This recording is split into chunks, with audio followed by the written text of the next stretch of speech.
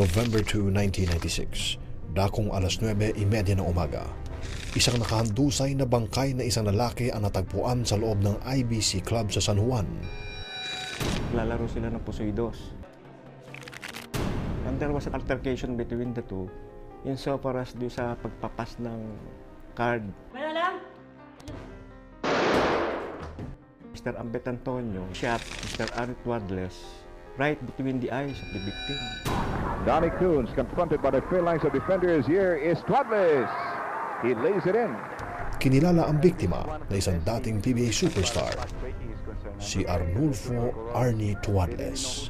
Si Arnie Tuadles naman, sobrang galing ang basketball player doon sa amateur rank sa Mika, pagkatapos lalo na sa PBA.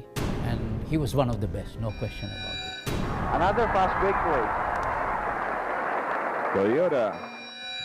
Isang dating basketball superstar.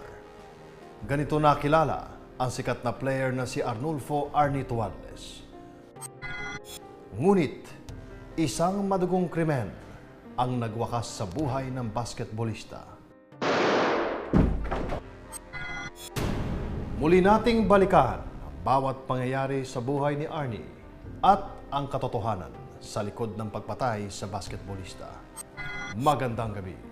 Ako si Martin Andanar. Ito ang Crime Classic.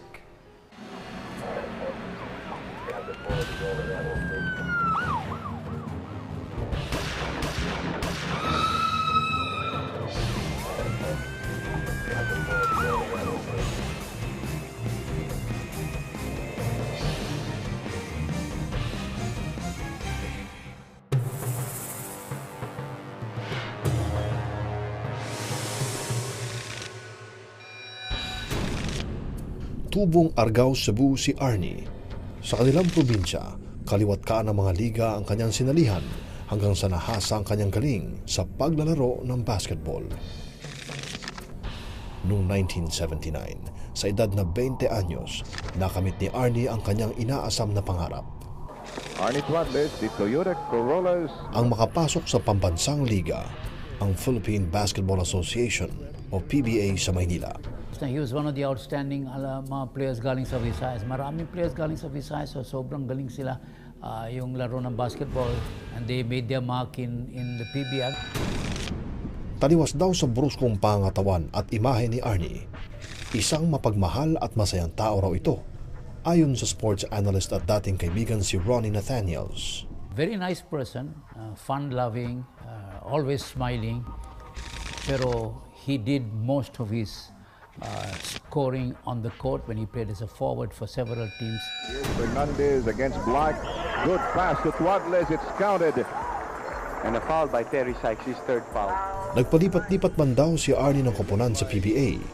Hindi pa rin ito naging balakid sa tuloy-tuloy na pag-arangkada ng kanyang karera sa loob ng hardcourt. He played for 14 years in the PBA. He played for Toyota, Ginebra, Great Taste, Shell, and Presto. He played for 5 different teams, and he did very well for all 5 teams. Ang dating probinsyano agad na kinilala bilang isa sa pinakamagaling na basketballista ng kanyang henerasyon. All-Star game. He scored 50 points in that game for the South and was named the most valuable player. That was one of his biggest achievements. Pagkatapos, Allan was also the leading scorer doon sa Presto team. Pero Allan was injured. Arnie Tuadles took over game number 7 against Pure Foods, which was headed by Patrimonio, Lastimosa, lahat sila. He scored 33 points and they won the championship. Dahil na rin sa kanyang kasikatan, naging daan ito upang makilala ang dating artista si Maria Suzette Odisa Tuadles na kanyang pinakasalan. Hanggang sa nabiyayaan sila ng 3 anak. 14 na taong namayagpag ang karera ni Arnie sa larangan ng professional basketball. Ngunit sa paglipas daw ng mga taon at sa pagpasok ng mga bagong manlalaro, unti-unti ring lumamlam ang basketball career ni Arnie. Medyo bumaba yung performance ni Arnie Tuadles. And pagkatapos, alam mo na yung mga tao, no, they move around and look for different stars. So Arnie began to fade because he also had some, I think, some personal problems. Tuadles. Jump shot on the run from 15 is no good. Hindi raw naging madali para kay Arnie ang ideyang pagretiro sa trabahong bumuhay sa kanyang pamilya ng ilang taon. Ngunit noong 1992, tuluyang nagwakas ang huling laro ni Arnie.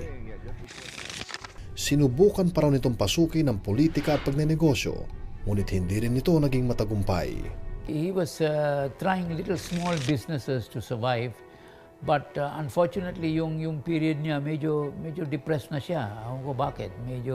He was a little depressed, and then he got involved in gambling kasi yung mga kasama niya, yung mga iba-ibang tao, mahilig sila cockfighting, saka sugal.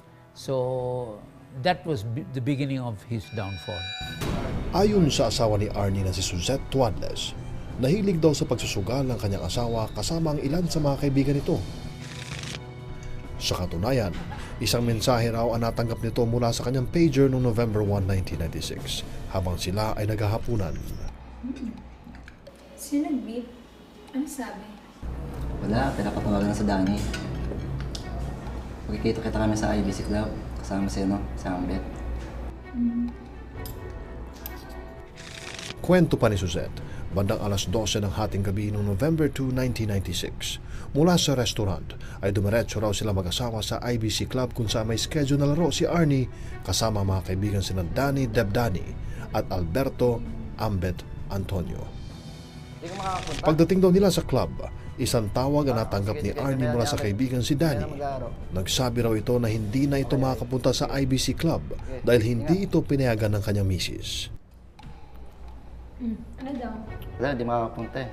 Ganun? Kami lang ni Ambet. Okay. Lumapit din daw ang security guard na si Ernesto Olac na nakadestino noon sa nasabing club kay Arnie upang sabihing naghihintay naman sa second floor si Alberto Ambet Antonio. Sige. Pupuntahan ko na. Hatid lang ang misis ko.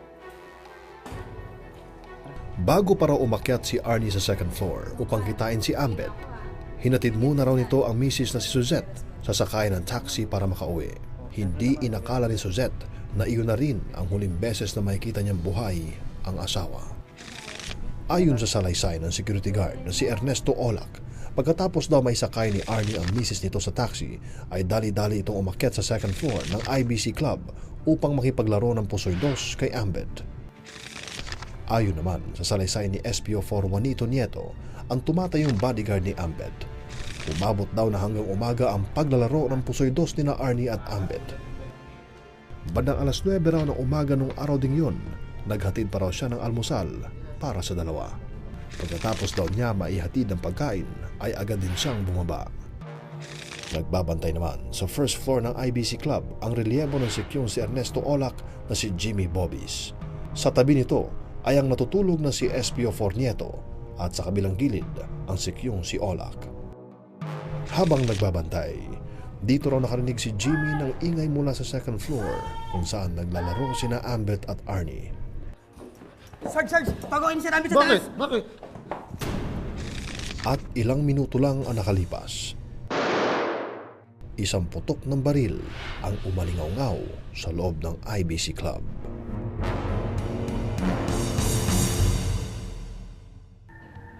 Nakita rin daw ng mga security guards na sina Jimmy Bobis at Ernesto Olac nang utusan ni Ambet ang driver nito na si Sabas na sunugin ang scorecard at baraha na ginamit ni na Arnie at Ambet sa paglalaro ng pusoy dos. Ambet Antonio, yung kaibigan ni Arnie Tuadles, kasi Arnie used to go with the Antonio brothers. He was into cockfighting, gambling, and various activities.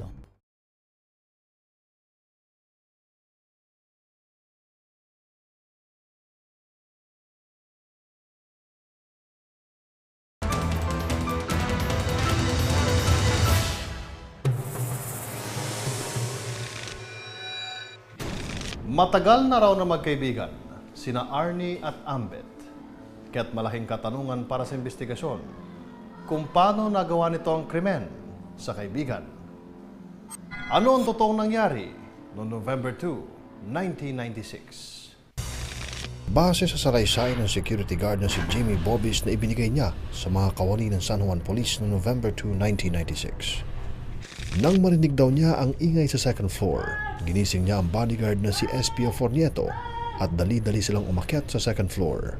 Sarge, taguin si Ambet sa taas. Bakit? Ngunit sa kalagitnaan pa lang ng hagdanan, isang putok ng baril ang kanilang narinig. Pagdating daw nila sa itaas ng IBC, nakita nilang nakadapa na ang biktimang si Arnie. Ngunit mariing nilinaw ni Bobis, hindi raw niya direktang nakita kung sino ang bumaril sa dating basketball player na si Arnie Tuadles. Ilang araw matapos ang krimen, November 6, 1996, muling nagbigay ng salaysay ang security guard na si Jimmy Bobis sa kapulisan. Pinabulaanan at niliwanag niya ang tunay niyang nalalaman sa pagpatay kay Arnie Tuadles noong umaga noong November 2, 1996. Kinumpisal ni Bobis na nakita niya raw mismo kung sino ang pumatay kay Arnie Tuadles. Base sa kanyang pangalawang salaysay, narinig daw niya mismo ang ingay na nanggagaling sa second floor ng IBC Club. Anya, nung mga oras na yun, ay kasalukuyan naglalaro ng Pusoy Dos ang magkaibigan sina Ambet at Arnie. Siya pa raw mismo ang gumising kay SPO Fornieto na natutulog sa first floor nung narinig niya na tinatawag ito ni Ambet mula sa second floor. Doon, inabutan daw nilang nakatayo na si Ambet at Arnie. Ayon pa rin sa salaysay ni Jimmy Bobis, naging mabilis daw ang mga sumunod na pangyayari. Ikinagulat daw niya ang pagbaril ni Ambet Antonio kay Arnie Tuadles.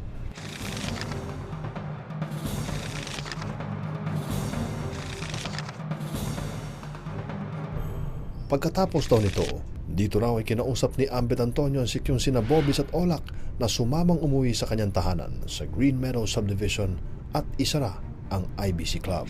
Kayong dalawa, sa kanyang club, kumakayo sa aking pauwi. Sinubukan daw ng dalawang security guard na tumanggi sa utos na ito ni Ambet. Ngunit wala pa rin daw silang nagawa dahil pinilit pa rin daw silang sumama nito. Bago raw sila tuluyang sumakay sa Mercedes van ni Ambet, inutusan daw muli si Bobis na kunin ang susi ng Nissan Altima ni Arnie na nasa second floor. Ayon sa salaysay ni Bobis, nakita raw niyang minaneho ng driver ni Ambet na si Sabas ang Nissan Altima ni Arnie at iniwan ito sa isang bahagi ng Mandaluyong City. Pagdating sa bahay ni Ambet Antonio, tinawagan daw nito ang kanyang abogadong si Attorney Antonio Abaya. Agad daw dumating sa tahanan ni Ambet ang abogado at kinausap sina Bobis at Olak. Ang sasabihin nyo, ang bumaril kay Tuadles ay si Ambet Antonio. Pero, kailangan nyong sabihin na aksidente lang ang lahat na nangyari. Kakaintindihan ba tayo? Nakita rin daw ng mga security guards na sina Jimmy Bobis at Ernesto Olak nang utusan ni Ambet ang driver nito na si Sabas na sunugin ang scorecard at baraha na ginamit ni Arnie at Ambet sa paglalaro ng Pusoy Dos. Ayon sa security guard na si Jimmy Bobis, nagawa raw niyang magsinungaling at magbigay ng maling salaysay dahil sa takot para sa kanyang buhay.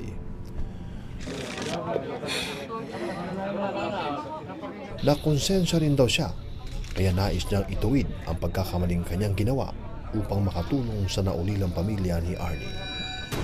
Haligi rin sa larangan ng sports ang itinuturong pangunahing suspect sa pagpatay sa basketballistang si Arnulfo Arnie Tuadles na si Alberto Ambet Antonio. Mr. Alberto Ambet Antonio was a former chairman of GAB, which is a Games and Amusement Board, overseeing yung games sa PBA at the time.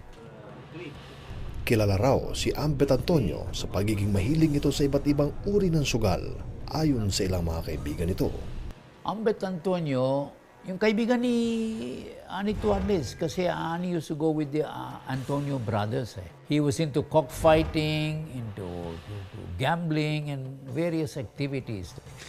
Naging matalik daw na magkaibigan sina Ambet at Arnie dahil sa pagiging kapwa-miyembro nila ng IBC Club o International Business Club kung saan madalas silang makitang magkasama. They were both members of the IBC membership club that is in San Juan City. I think it was a recreational and sports club. Sa naging testimonya ng security guard na si Bobis, ano ang nag-udyok kay Ambet para barilin si Arnie na naging sanhi ng kanyang pagkamatay? At gaano kabigat ang naging testimonya ni Bobis para tuluyang kilalanin si Ambet bilang pangunahing suspect ng krimen?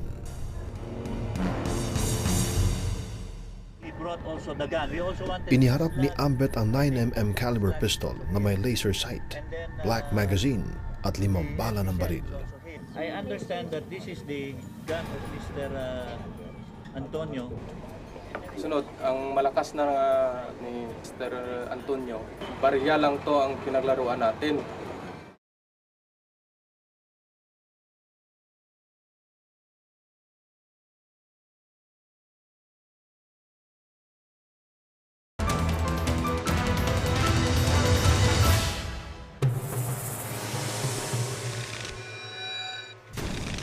November 2, 1996, alas 5:30 ng hapon sa tahanan ni Alberto Ambet Antonio. Napagdesisyonan daw ni Ambet at ng kanyang abogadong si Attorney Abaya na i-report ang pangyayari sa San Juan Police.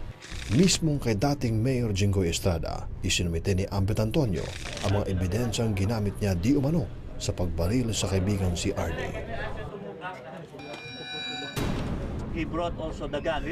Iniharap ni Ambet ang 9mm caliber pistol na may laser sight, black magazine at 5 bala ng baril. I understand that this is the gun of Mr. Antonio. Pagkatapos daw nito ay tumulak sila kasama si dating Mayor Jinggoy Estrada at ilang alagad ng San Juan Police sa IBC Club kung saan inabutang nakandusay ang katawan ni Arnie. Dito agad sinampahan ng kasong murder si Ambet Antonio na pangunahing suspect sa pagpatay kay Arnie Tuadles. I noticed this Sunday night. When for the first time? Sunday night. Mr. Ambet Antonio was charged before the Regional Trial Court of Pasig City Branch 156 of the crime of murder. Nadawit din sa kasong murder ang bodyguard ni Ambet na si SPO4 Juanito Nieto bilang accessory to the crime. Sir, security ba kayo ni? Hindi, sir. Kayo yung arresting officer niya that after?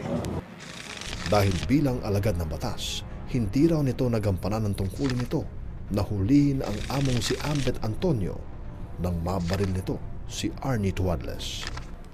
At the time yata, those two former policemen were present at the time Mr. Ambet Antonio shot Arnie Tuadles. Nandun din sila sa vicinity ng IBC membership club.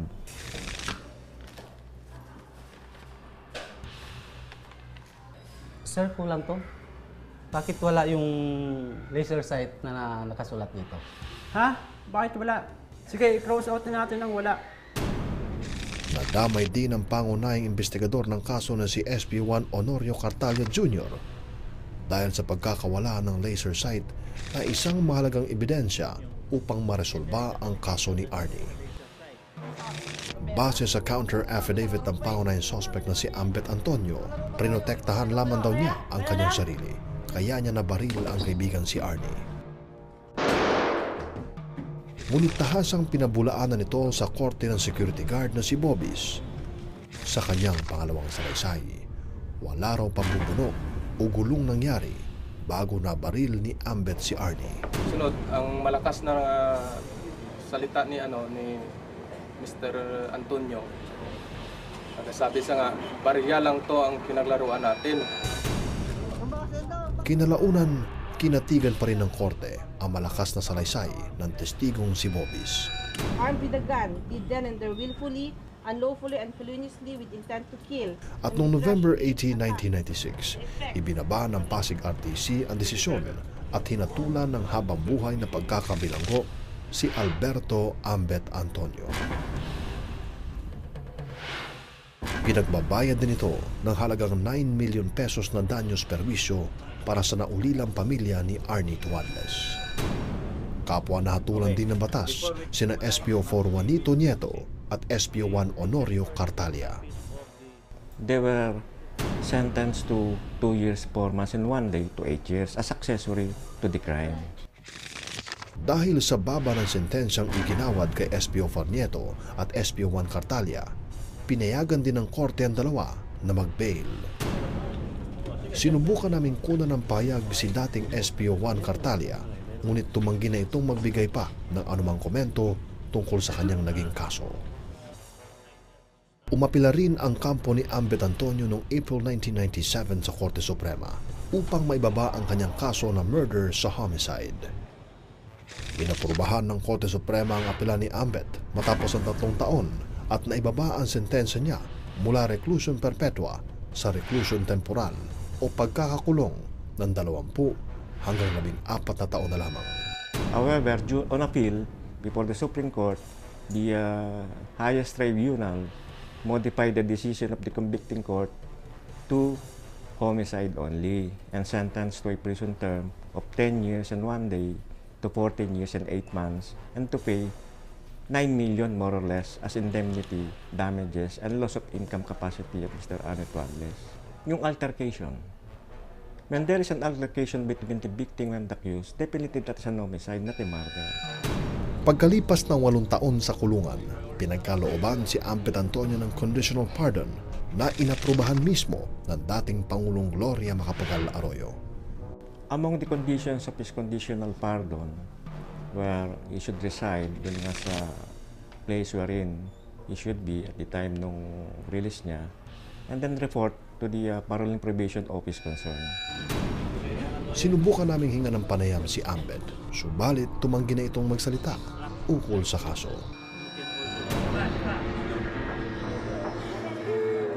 Samantala, ang pamilya at asawa naman ni Arnie, kasalukuyan na raw naninirahan sa ibang bansa at nagsisimula ng kanilang bagong buhay.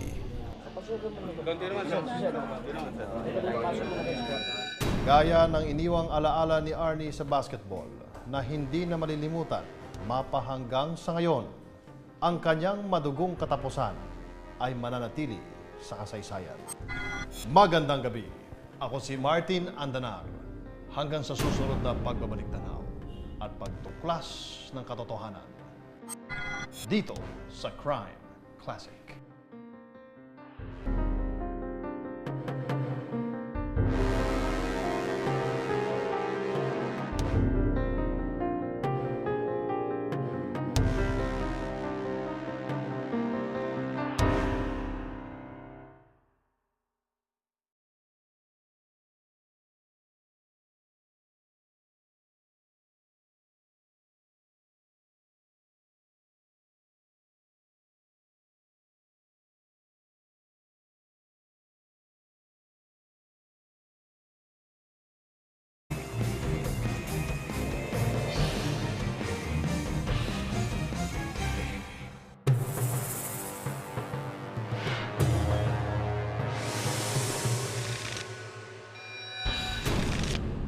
Tubong Argao, Cebu si Arnie. Sa kanilang probinsya, kaliwat kaan ng mga liga ang kanyang sinalihan hanggang sa nahasa ang kanyang galing sa paglalaro ng basketball. Noong 1979, sa edad na papas ng card, Mr. Ambet Antonio shot Mr. Arnie Tuadles right between the eyes of the victim. Donnie Coons confronted by the phalanx of defenders. Here is Tuadles.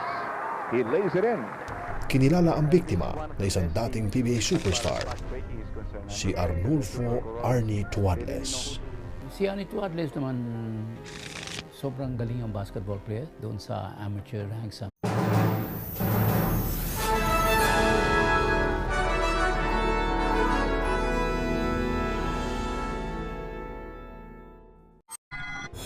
November 2, 1996, dakong alas 9:30 ng umaga, isang nakahandusay na bangkay na isang lalaki ang natagpuan sa loob ng IBC Club sa San Juan. Lalaro sila ng Pusoidos. And there was an altercation between the two insofar as do sa Muli nating balikan ang bawat pangyayari sa buhay ni Arnie at ang katotohanan sa likod ng pagpatay sa basketballista. Magandang gabi. Ako si Martin Andanar. Ito ang Crime Classic.